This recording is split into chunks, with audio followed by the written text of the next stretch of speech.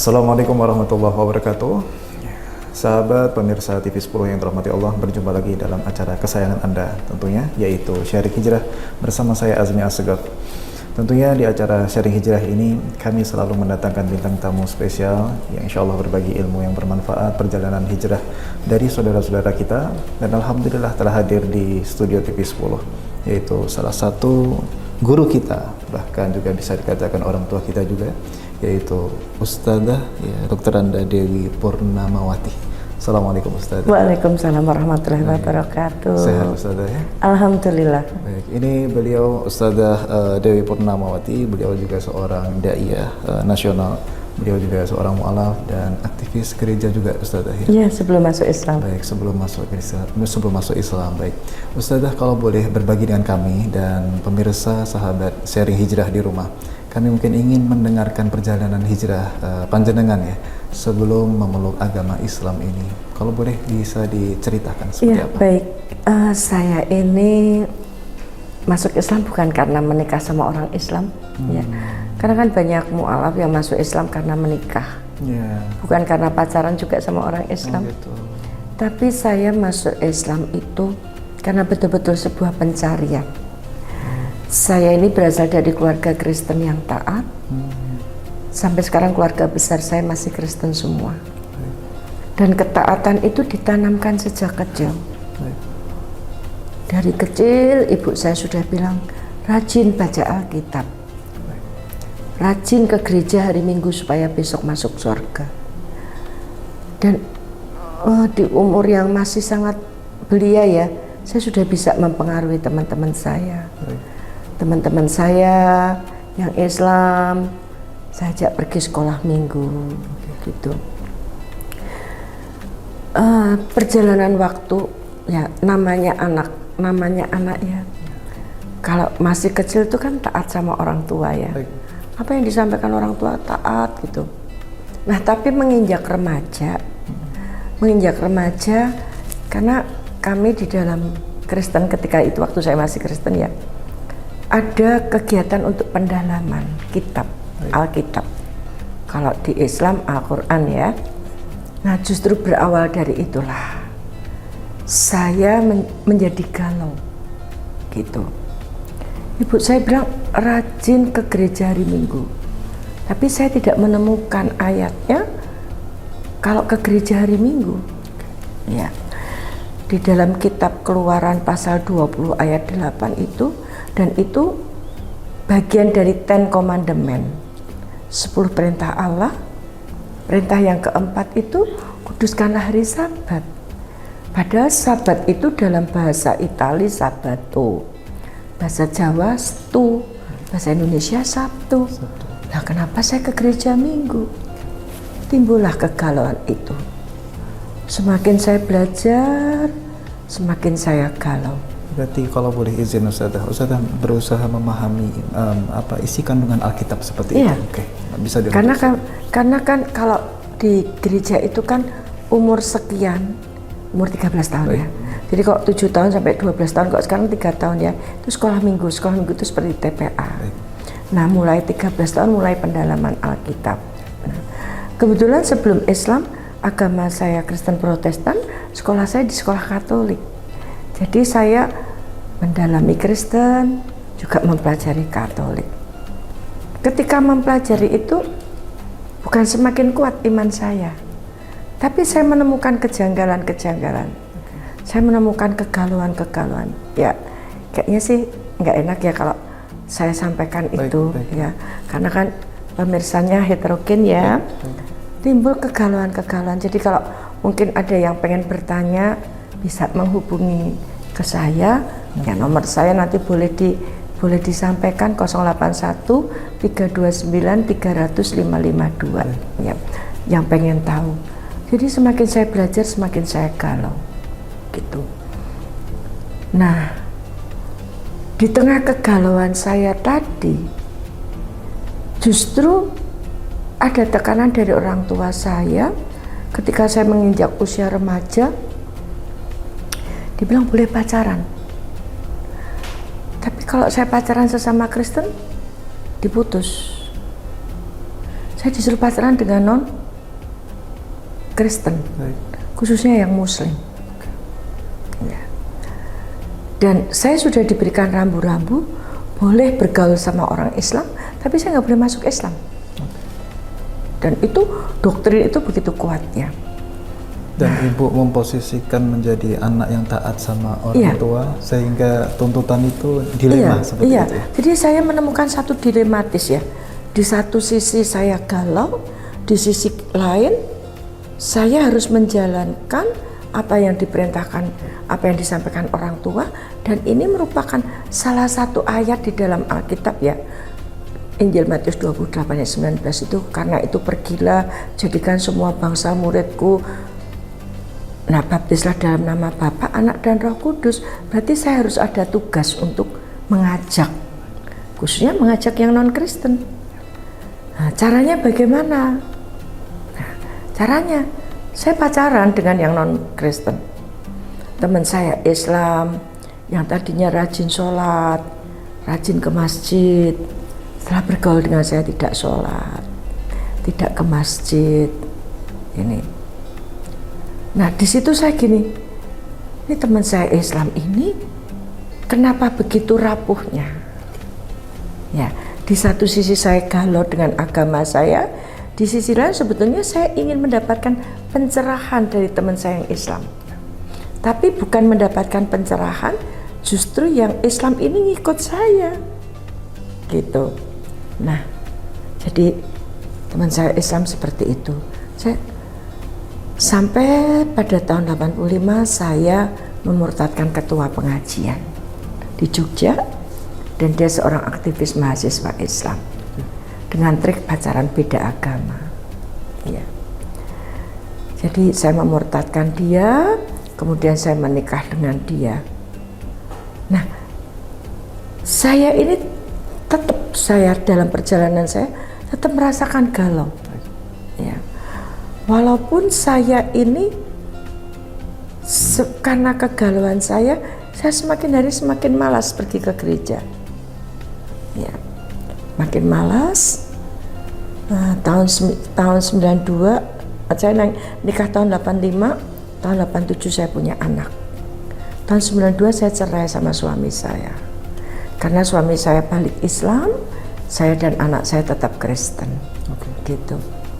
Menjanda 7 tahun, kesempatan untuk saya mencari agama apa sih yang bisa menghantarkan saya masuk surga. Semakin saya pelajari, bukan semakin mantap, tapi semakin menemukan banyak sekali kejanggalan-kejanggalan. Gitu. Saya sudah diskusi, tanya sana, tanya sini, diskusi sana, diskusi sini, ya. Dengan yang non-Muslim, ya, dengan yang Kristen tentunya, tapi tidak mendapatkan jawaban. Sampai saya satu ketika saya sakit, saya mimpi mati. Disitulah saya ketakutan. Kalau saya mati benar ini bagaimana? Saya Kristen sudah jarang ke gereja. Kristen enggak, Katolik enggak, Hindu enggak, ya Islam apalagi. Saya galau. Nah, di tengah kegalauan saya tadi, saya lalu mengambil satu keputusan. Kalau gitu, saya mau balik Kristen lagi. Tapi saya mau mencari referensi, karena saya itu hobi membaca. Ya. Saya mau mencari buku di toko buku Kristen yang bisa menjawab pertanyaan saya, kegalauan-kegalauan saya tadi tentang kitab tadi. Ya. Aneh tapi nyata, dan mohon maaf pemirsa, saya tidak bisa menyebutkan nama tokonya karena ini kan menyangkut ya kredibilitas ya. Justru di toko buku Kristen saya ketemu buku ini, judulnya Akhlak Islam. Saya pelajari buku ini, saya baca, ternyata ajaran Islam itu luar biasa. Kalau makanan itu halal dan thayyib.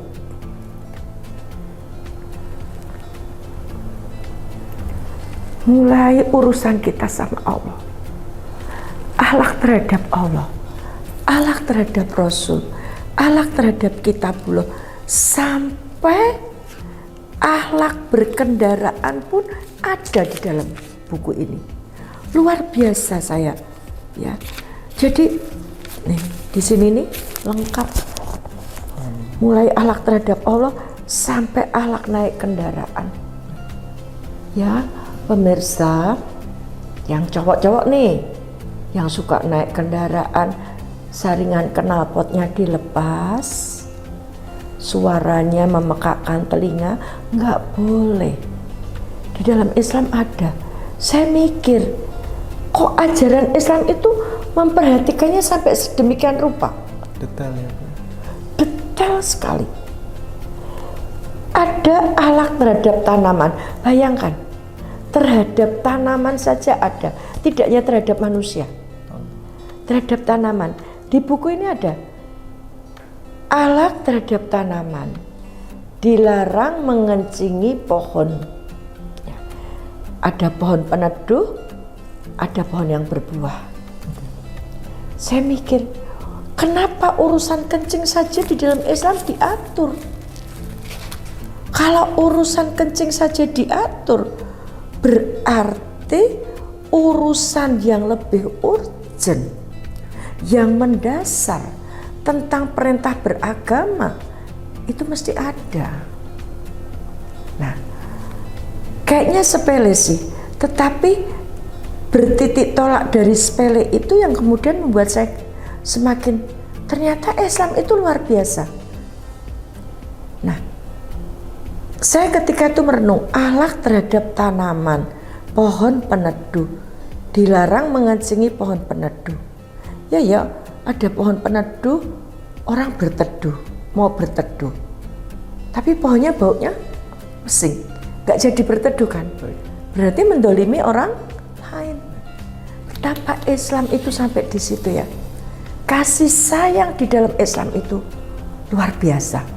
Sampai memperhatikan, kan yang orang yang mau berteduh dan antara orang yang berteduh dan orang yang kencing itu tidak saling mengenal. Akhlak terhadap tanaman yang lain, dilarang mengencingi pohon berbuah. Ya. Ketika itu Mbah Kakung saya dari pihak ibu saya, kalau pipis itu ditempatin di ember. Saya tanya, kenapa air kencingnya ditempatin di ember? Untuk nyiram pohon mangga, kenapa disiram pakai air kencing? Biar mangganya manis. Saya mikir, berarti mangga harum manis rasa kencing dong. Saya gini, ketika itu kan saya masih Kristen ya, berarti Tuhannya orang Islam itu tidak hanya memperhatikan kebersihan secara fisik kita di sini, tetapi sampai yang masuk pun ya itu disucikan. Bayangkan, ini kan kalau mangga harum manis ini disiram pakai kencing kan, mangga harum manis rasa kencing nih. Saya berpikir pakai logika seperti itu. Terkontaminasi. Ya kan terkontaminasi. Saya berpikir, saya gini, luar biasa ya. Urusan kencing saja diatur sedemikian rupa. Masuk kamar mandi, ya. Padahal saya dulu masuk kamar mandi sambil nyanyi-nyanyi, nggak tahu kaki kanan apa kaki kiri. Yang terang bukan kaki dua-duanya loncat ya. Kenapa sampai seperti itu? Ke tempat yang buruk, yang kiri, keluar dari yang buruk masuk yang baik, kanan. Luar biasa. Semakin saya baca buku ini, saya semakin ternyata kalau iklan jamu itu ya, orang pintar minum tolak angin. Baik. Kalau saya enggak. Orang pintar itu orang Islam yang mau mempelajari Al-Quran dan Al-Hadis. Karena buku ini, akhlak Islam ini dasarnya Al-Quran dan Al-Hadis. Nah, setelah saya membaca buku ini berkali-kali, saya cerita sama seorang teman saya yang Muslim. Saya bilang, saya mimpi, saya cerita semua. Teman saya kayaknya nggak percaya, masa sih? Gitu. Karena teman saya itu kakak kelas saya ketika kuliah. Ya, baik Ustadzah, mungkin bisa ditahan dulu. Kami akan menanti-nanti itu cerita Ustadzah kepada teman Ustadzah itu. Mungkin kita lanjutkan di sesi yang kedua. Ditahan dulu Ustadzah, ya mohon izin. Baik sahabat Sharing Hijrah yang dirahmati Allah, jangan pindah channel, tetap di TV 10 bersama Ustadzah Dewi Purnamawati.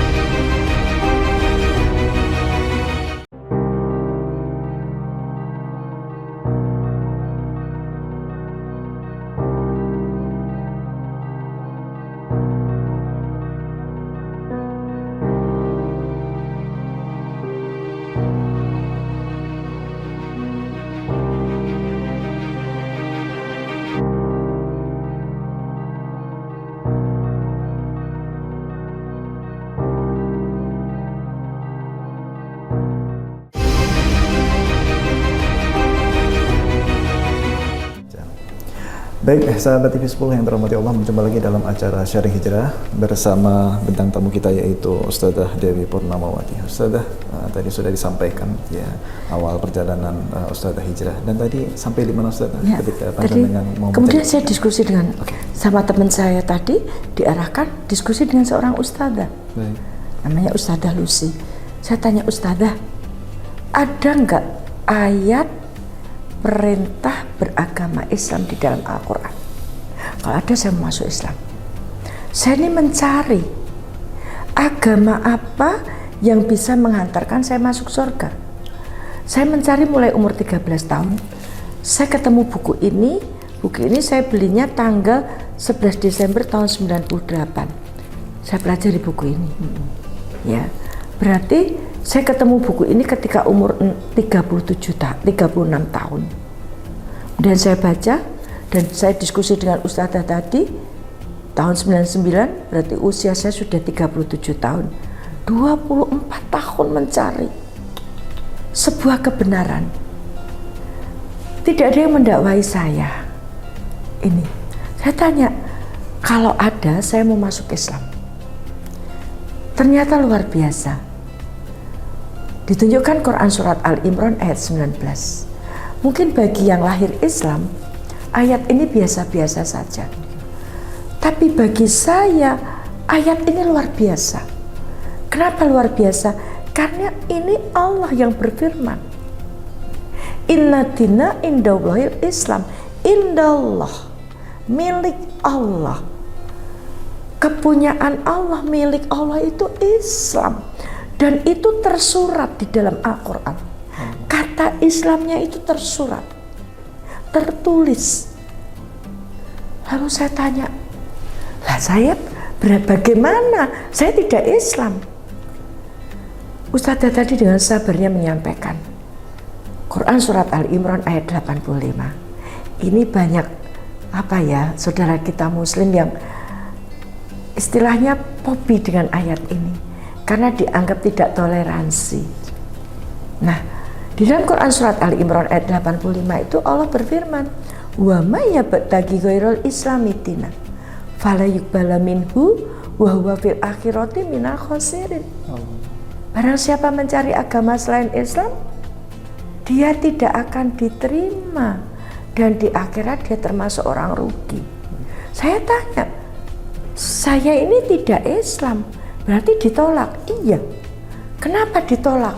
Tunjukkan Quran surat Al-Maidah ayat 3. Waraditu lakumul islamadina, dan telah kuridhoi Islam jadi agamamu. Nyerah saya. Karena betul-betul di dalam Al-Quran itu tertulis. Gitu loh. Dan itu menjawab kebingungan Ustaz. Ini menjawab kebingungan saya. Dan ternyata setelah saya belajar, setelah saya mempelajari, saya semakin yakin bahwa Al-Quran itu tidak mungkin ada kesalahan. Kenapa? Karena Allah yang berfirman, kami yang menurunkan dan kami yang menjaganya. Maka untuk para penghafal Al-Quran, banggalah menjadi penjaga Al-Quran. Jangan ketika mempelajari Al-Quran, menghafalkan Al-Quran, bete kata anak muda, ya. Tapi banggalah saya menjadi penjaga Al-Quran. Nah, akhirnya saya Februari 99 saya menyatakan diri masuk Islam.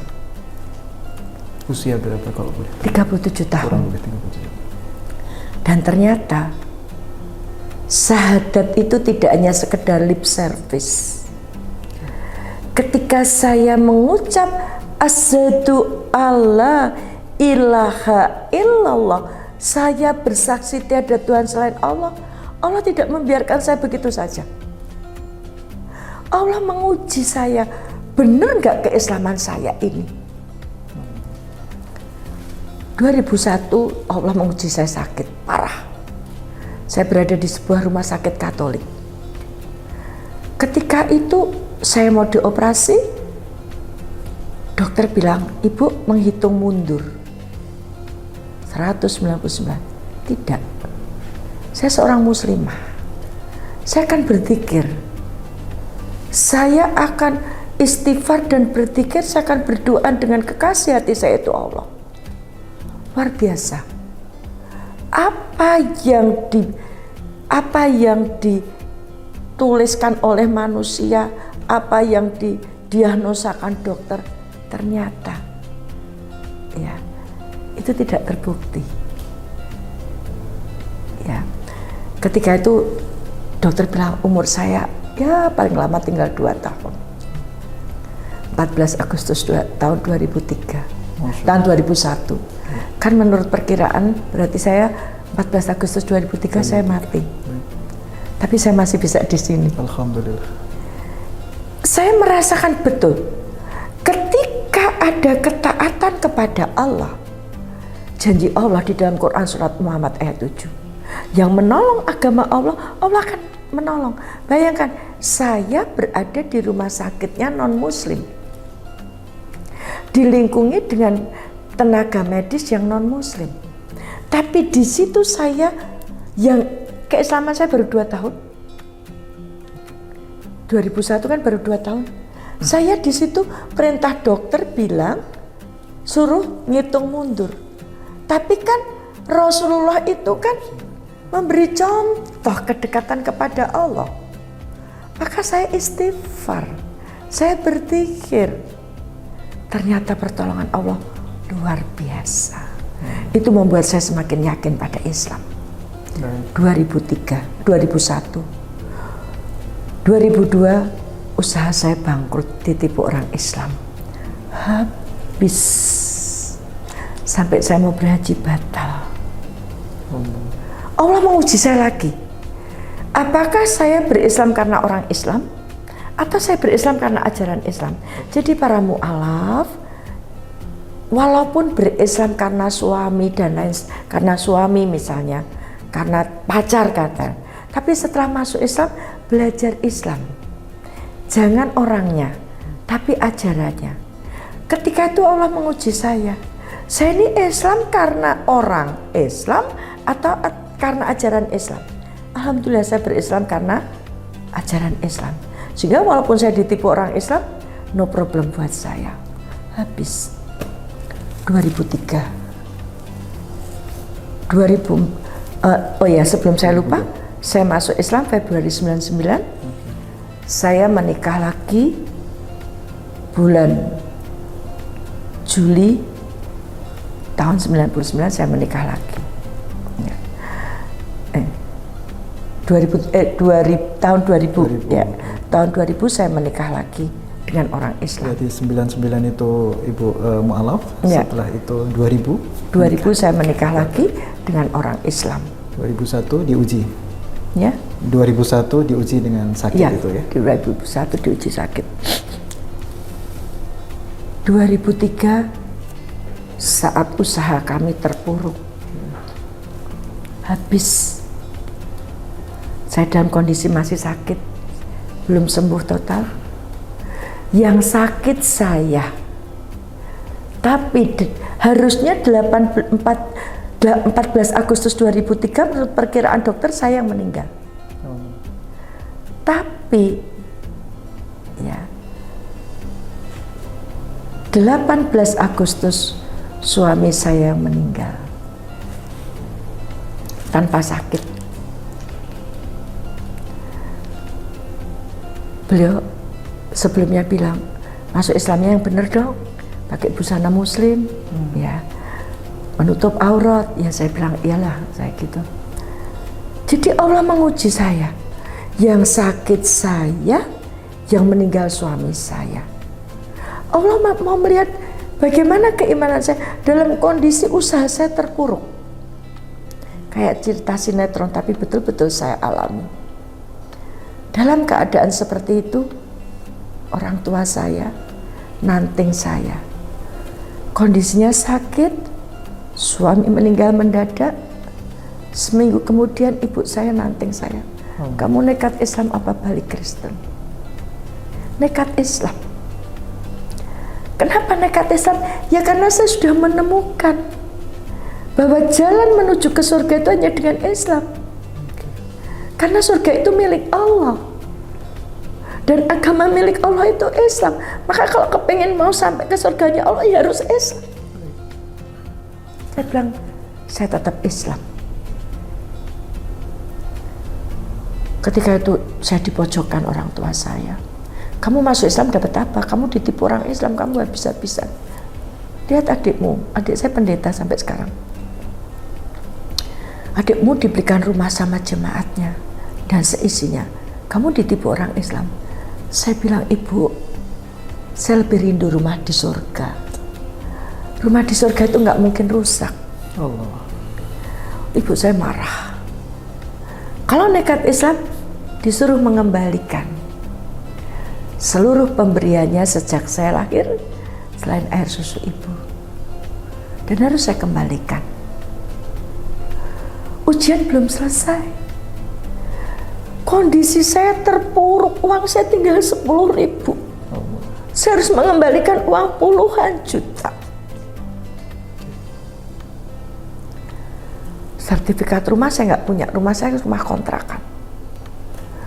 Saya datang dari satu lembaga zakat, dan mohon maaf saya tidak sebutkan ke lembaga zakat yang lain. Saya bilang saya mu'alaf. Tolong saya dipinjamin uang, karena saya harus mengembalikan harta orang tua saya. Ini mobil saya, ini BPKB saya. Jual mobil kan tidak secepat orang jual tempe. Apa yang saya dapat dari lembaga zakat itu? Maaf, kami belum ada program untuk mu'alaf. Program kami untuk yatim dan duafa. Saya ketika itu ya Allah kuatkan saya. Jangan sampai iman saya runtuh. Karena kan saya membaca, mu'alaf itu termasuk yang harus mendapatkan zakat. Dan saya tidak minta, saya pinjam. Saya tinggal punya rumah, kan untuk jual rumah, jual mobil kan butuh waktu. Saya ke seseorang, ya. Saya bilang, tolong saya dipinjamin uang ke lembaga yang lain. Tolong saya dipinjamin uang, ini BPKB saya. Saya harus mengembalikan harta orang tua saya? Apa kata beliau? Bu Dewi, udah enak-enak Islam, udah enak-enak Kristen, kenapa harus masuk Islam? Itu akibatnya, dan itu dikatakan oleh seorang Muslim. Saya gini, ya Allah, kuatkan saya. Dan saya ingat betul, di dalam Quran surat Toha ayat 132, sholatlah dan sabarlah. Kami tidak minta kepadamu, kami yang memberi kepadamu. 2003 itu ya. Saya kemudian saya sholat, saya pulang ke rumah, saya sholat, ya Allah, Engkau yang memberikan saya hidayah. Sekarang Engkau juga yang memberikan saya ujian. Saya mohon pertolonganmu ya Allah. Setelah selesai sholat, saya lupa tanggalnya, tapi saya ingat hari Senin malam. Ketika ibu saya menyampaikan itu. Setelah ibu saya pulang, saya sholat tadi selesai itu, saya gini, saya ini posisi saya sendiri. Suami saya meninggal, saya sakit, saya sendiri, harta saya habis. Sementara dapat tekanan dari orang tua seperti itu. Saya kemudian telepon pada seorang ustadz. Disitulah letak rezeki saya. Ketika sholatlah dan sabarlah, kami tidak minta, kami yang memberi, kata Allah. Ketika saya telepon Ustadz tadi, tahun 2003 kan belum HP kan, HP-nya masih HP jadul. Ya. Biasanya Ustadz itu kalau saya telepon, jam 9 ke atas nggak diangkat. Saya telepon beliau setengah 12. Tapi mohon maaf malam-malam telepon. Ada apa Bu Dewi? Saya cerita. Mohon doanya Ustadz. Istiqomah ya, jangan tinggalkan Islam. Insya Allah Ustadz. Udah nggak bisa mikir. Karena saya cuma dikasih waktu seminggu. Dan ini sudah hari kedua. Besoknya Selasa. Sholat, berdoa, sholat, berdoa, sholat, berdoa. Isya, habis Isya ada mobil berhenti di depan rumah saya. Ini rumahnya Bu Dewi, iya. Bu Dewi, saya disuruh Ustadz kesini, saya udah ketakutan ini. Jangan-jangan saya salah karena telepon malam-malam. Ada apa Ibu? Tadi Ustadz rapat, Ustadz cerita masalahnya Bu Dewi. Ada seorang ahniya minjami Bu Dewi 100 juta. Jangka semua. Saya sampai detik ini tidak kenal. Karena semua transaksi lewat Ustadz, beliau tidak mau saya kenal. Saya hanya dikasih tahu beliau orang Boyolali. Ya semoga Allah memberikan keberkahan. Saya dipinjami 100 juta. Dan pengembaliannya setelah nanti aset saya terjual, ini saya bisa mengembalikan. 2003, 2004 malam 27 Ramadan, anak kandung saya satu-satunya dari pernikahan saya yang pertama. Ketika itu saya sedang iktikaf, anak saya telepon, Mama, nekat Islam apa balik Kristen? Nekat Islam. Anak saya tanya, apa hebatnya Islam? Saya katakan, Nak, Mama sudah menemukan jalan ke surganya dengan Islam. Apa kata anak saya? Sekarang pilih, nekat Islam apa balik Kristen? Saya katakan nekat Islam. Kalau nekat Islam, pilih anak atau pilih agama. Anak cuma satu. Saya punya anak satu saja keguguran 3 kali. Sekarang kalau kemarin dengan harta saya masih bertahan. Ya. Sekarang Allah perhadapkan saya, harta saya satu-satunya anak. Allah menguji saya. Ketika saya mengucap la ilaha illallah, tiada ilah selain Allah, apakah betul cinta saya nomor satu hanya kepada Allah? Saya katakan berat agama. Apa kata anak saya? Kalau berat agama, mulai detik ini, di antara kita sudah tidak ada apa-apa. Kamu bukan ibuku, dan aku bukan anakmu. Apa yang Ibu rasakan ketika seorang anak mengucap seperti itu? Saya, sebagai ibu tentu, saya merasakan betapa kasih sayang yang saya curahkan kepada anak saya.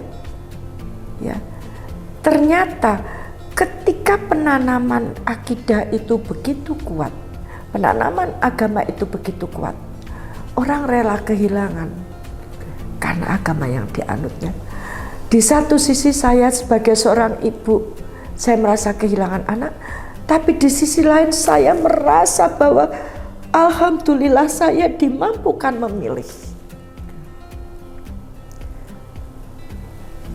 Bukan perang di medan perang, tapi perang melawan ego, perang melawan ketaatan Allah atau makhluk. Di situ saya harus mempraktekkan bahwa saya bersyahadat tidak main-main, dan saya pilih agama. Dan tidak hanya anak saya, diikuti oleh seluruh keluarga besar saya. Saya sudah tidak diakui oleh seluruh keluarga besar saya. Mulai mbah saya dari pihak ibu saya sampai meninggal tidak mau mengakui saya. Oleh orang tua saya, adik-adik saya, om tante saya, yang berat oleh anak saya. Maka kenapa saya ini kemudian dalam perjalanan saya kemudian berdakwah. Salah satu doa yang dijawab Allah tahun 2001 ketika saya sakit, saya mohon sama Allah, ya Allah, saya mohon kalau Engkau matikan saya sekarang, matikan saya dalam keadaan husnul khotimah. Tapi kalau saya boleh memohon, ya Allah, saya mohon perpanjangan waktu. Saya ingin berdakwah di jalan-Mu. Kenapa saya ingin berdakwah di jalan Allah?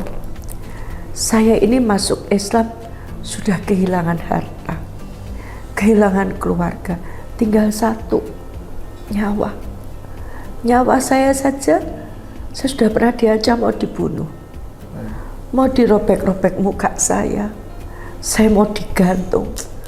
Tapi kenapa saya tetap Islam? Ya karena saya menemukan kebenaran dalam Islam.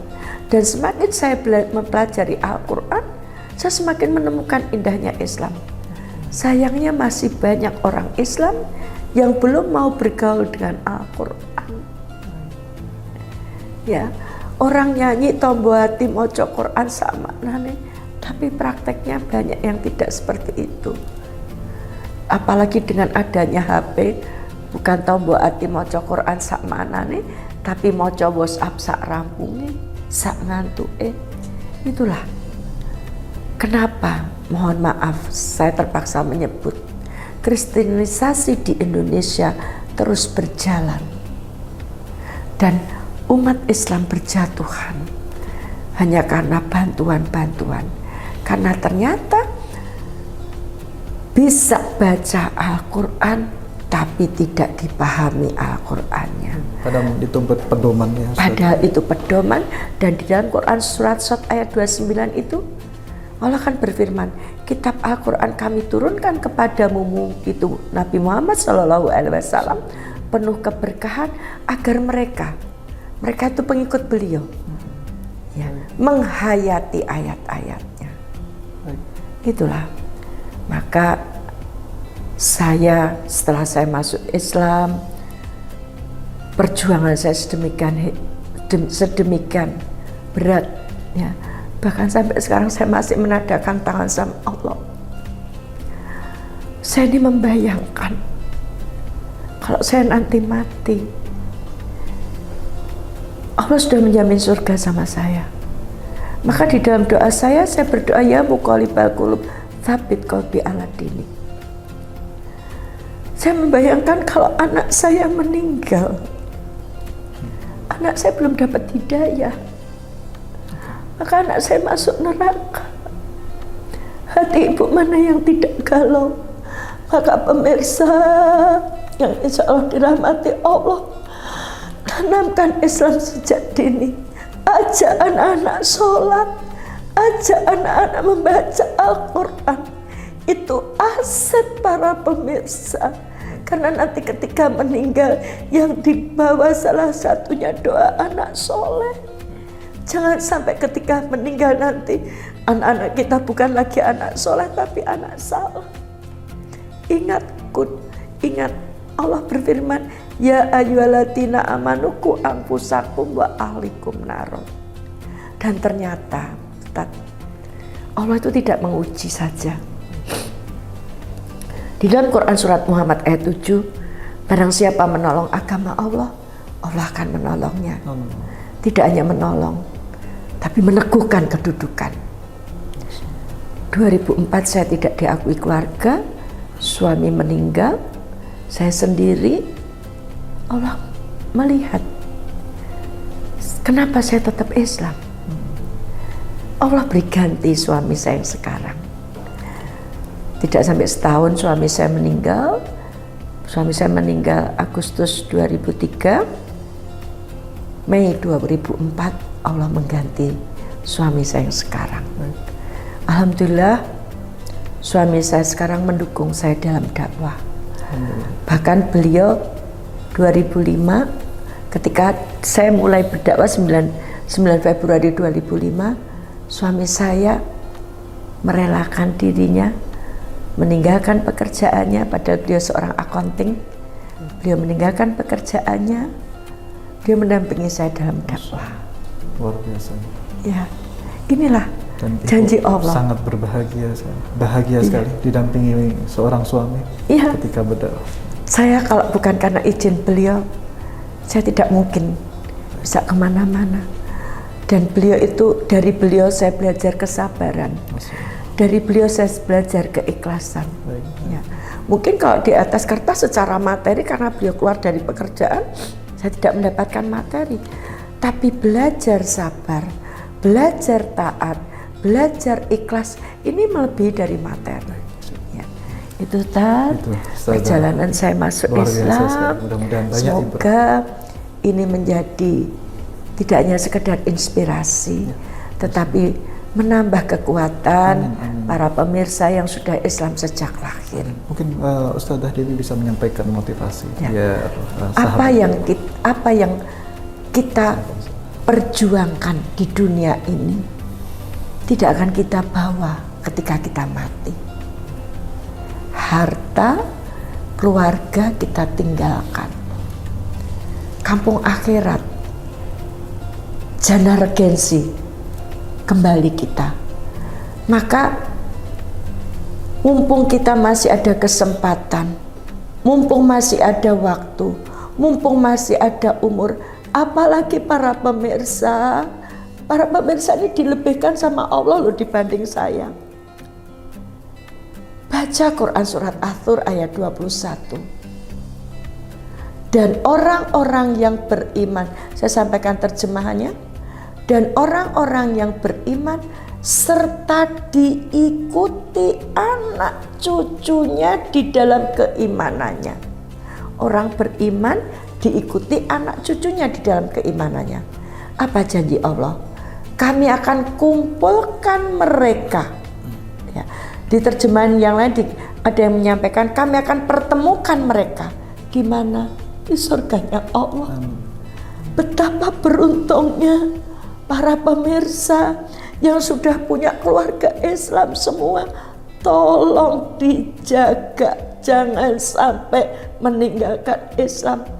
Reuni di dunia aja seneng, apalagi kalau reuni di akhirat. Reuni di surganya Allah bersama anak cucu, betapa bahagianya. Syukuri nikmat yang diberikan Allah dengan melaksanakan Islam ini secara kafah di dalam kehidupan kita masing-masing. Perbaiki sholatnya, baca Al-Quran, pahami bekal akhirat kita. Ya, itu yang bisa saya sampaikan. Mudah-mudahan bermanfaat. Saya ini masih banyak kekurangan, saya masih belajar. Saya merasa saya masih bodoh, dan mempelajari Al-Quran itu semakin dipelajari, semakin menemukan keindahan Islam. Seperti berlian, semakin digosok akan semakin kelihatan berkilau. Semakin dipelajari, Islam ini semakin luar biasa. Tapi ingat, ada ujian dari Allah pasti. Kenapa? Karena endingnya itu ke surga. Diuji dulu, layak tidak kita masuk ke surganya Allah. Tapi jangan khawatir, ada Allah yang menolong. Baik, terima kasih Ustazah, ini menarik sekali. Kalau kita kupas sangat panjang sekali. Sebenarnya pemirsa TV 10 di rumah masih ingin mendengarkan perjalanan hijrah Ustazah ini, tapi karena waktu yang belum memungkinkan. Terima kasih banyak Ustazah sama-sama atas motivasinya. Ya. Insya Allah bisa diamalkan oleh sahabat TV 10 di rumah. Silahkan nanti kalau ada pemirsa yang pengen sharing, diskusi, ya silahkan. Boleh diberikan nomor saya. Kita cantumkan nomornya, bisa menghubungi Ustazah sekalian. Ustazah, terima kasih banyak atas waktunya bisa silaturahmi di TV 10 dan berbagi ilmu. Baik, sahabat Syari Hijrah yang dirahmati Allah, ketahuilah kebenaran itu adalah kebutuhan, kebaikan adalah hasil. Jadi baik belum tentu benar, tapi kalau kita perilaku kita benar sesuai ketentuan Tuhan, yaitu Allah Ta'ala, maka kebaikan akan selalu mengiringi di tiap langkah-langkah kita. Entah itu pahala, kemudahan hidup, keberkahan hidup, sakinah, ketenangan batin kita dalam mengarungi kehidupan ini. Maka carilah kebenaran, tak lain dan tak bukan, kenali Tuhan kita, dekati Tuhan kita. Maka insya Allah hidup kita akan dipermudah oleh Allah Ta'ala. Buahnya adalah surga, sebagaimana yang disampaikan oleh Ustazah kita, Ustazah Dewi. Terima kasih Ustazah Dewi Sama-sama. atas waktunya. Salam buat keluarga di rumah, Iya. sehat-sehat selalu. Amin. Dan insya Allah dakwahnya selalu dipermudah oleh Allah Ta'ala. Ya, amin ya Rabbal Alamin. Semoga kru dari TV 10 ini yang berdakwah lewat TV 10 ini, Allah berikan keberkahan. Amin, amin. Allah menolong dalam setiap urusannya. Amin. Allah jaga Amin. dalam setiap kegiatannya. Baik, terima kasih banyak Ustazah. Baik, sahabat TV 10 yang dirahmati Allah, cukup sekian bincang-bincang kita dengan bintang tamu kita, yaitu Ustazah Dewi Purnamawati. Mudah-mudahan kita bisa mengambil manfaat apa yang disampaikan oleh beliau, dan jangan lupa saksikan sharing hijrah di episode selanjutnya bersama saya Azmi Assegaf hanya di TV 10. Wassalamualaikum warahmatullahi wabarakatuh.